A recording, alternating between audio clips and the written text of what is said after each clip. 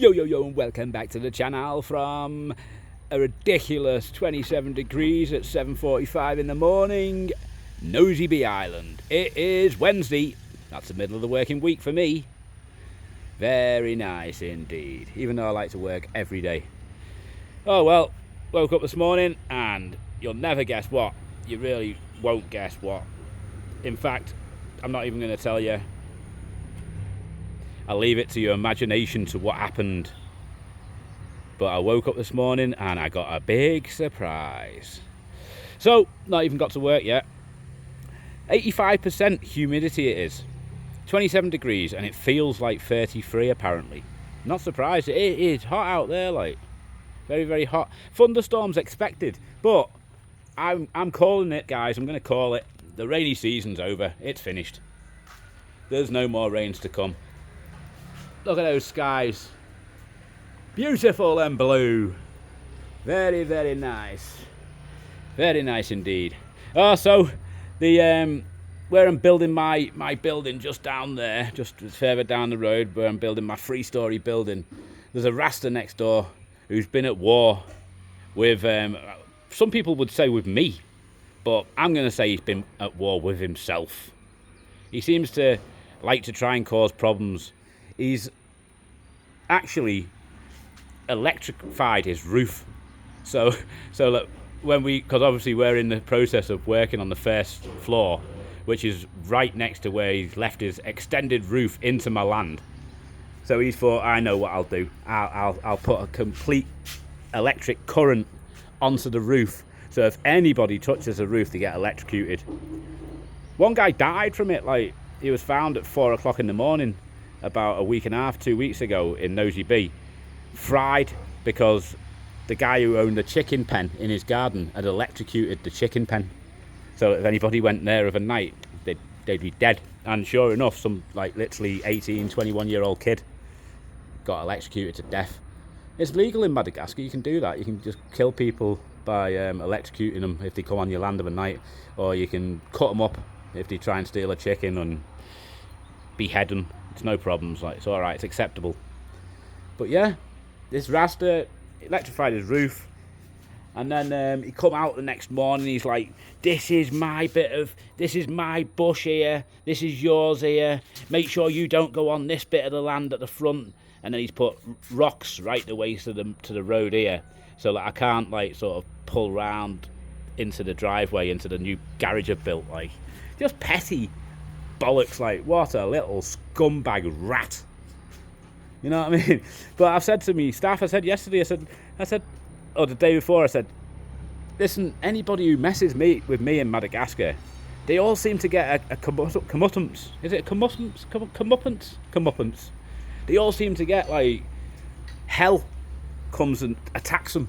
Literally, I don't know why. It's not me. It's just what happens to them.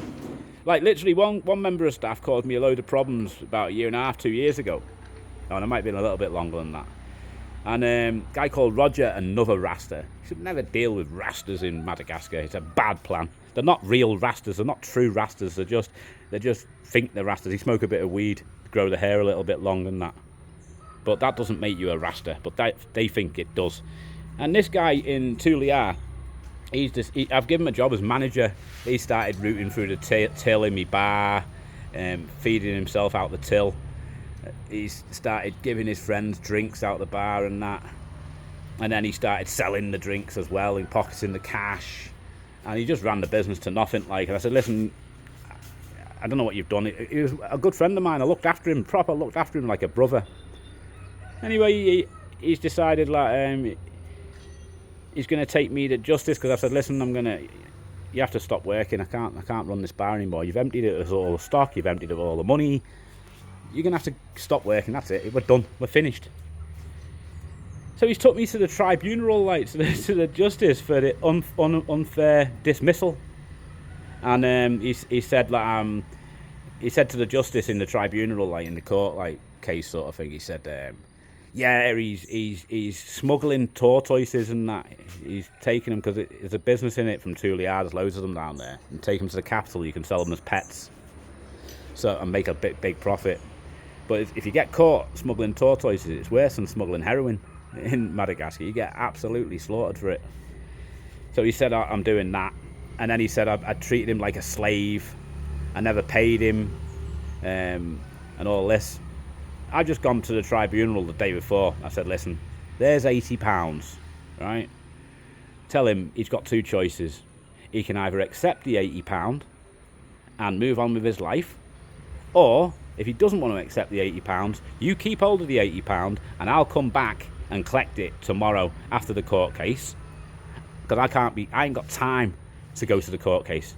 I ain't got time to waste my life going to court. So I'm not going to be there. So you deal with it, with him, without me. And they're like, oh, you're not going to be here? So I'm like, no, I'm not. There's £80. If he wants to accept that, let him accept it. If he doesn't want to accept it, tell him I'll put him and his uncle that's causing the problems, taking me to the justice, both of them in prison. Yeah? I'll just pay for him to be put in prison. They were like, oh, okay then. So they've told him he's accepted the £80, hasn't he? And gone on his way. But this Rasta, anyway. Yesterday, me cleaning maid walking along the main road here. And the Rasta's mum says to her, excuse me, you're foreigner, the English guy. He's rang the gendarmerie, told them to come to the house, pick up my son. They've took him away and beat him up, so now he's on crutches, and all his face is black and blue, his feet are black and blue. They've proper beat him. And the cleaning maid's like, well, what's that got to do with me? What's that got to do with me? The thing is, though, I wouldn't ring the gendarmerie. I don't associate with dealing with police and that. I don't do it. I'm from Liverpool, and people from Liverpool, we don't grass to police or gendarmerie. We don't do that. We don't call in favours from the police or the gendarmerie. We don't need to do that. But he's decided that it's me. Let's got them to pick him up and beat him up. But obviously he's got problems with other people as well. So there you go. Anyway, looks like they're halfway through. They've got the tyre off, and instead of jacking it up more, they're going to dig a hole for the tyre to fit in. Have you ever seen a tyre fitted that way? This is the system Madagascar, you see. This is how they do it. They don't just keep jacking the car up. They decide a nice plan is to dig it out instead, so your tyre fits into the road.